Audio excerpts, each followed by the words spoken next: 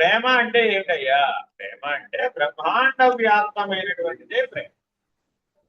14 లోకాలను ప్రేమించాలట. ఆ లోకంలో ఉన్న వాళ్ళందరినీ ప్రేమించాలట. లోకంబులు, లోకేశులు, లోకస్తులు, తెగిన తుది ఆవల పరమైన స్థితిలో ఉన్న వాళ్ళని కూడా ప్రేమించాలి.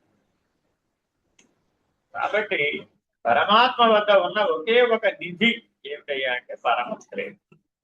కాబట్టి మానవుడు పొందదగినటువంటి ఆత్యంతిక దుఃఖ నివృత్తి, పరమానంద ప్రాప్తి ఈ పరమ ప్రేమ వలనే లభ్యం.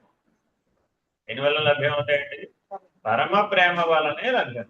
అది పరమాత్మ దగ్గర మాత్రమే లభ్యం, మిగిలిన ఎవరి దగ్గర లభ్యం. అందుకని మానవుడు పోషించబడుతున్నది దేని చేత అంటే ప్రేమ చేతనే పోషించబడుతుంది. ఆ పోషకకర్తలు ఎవరు?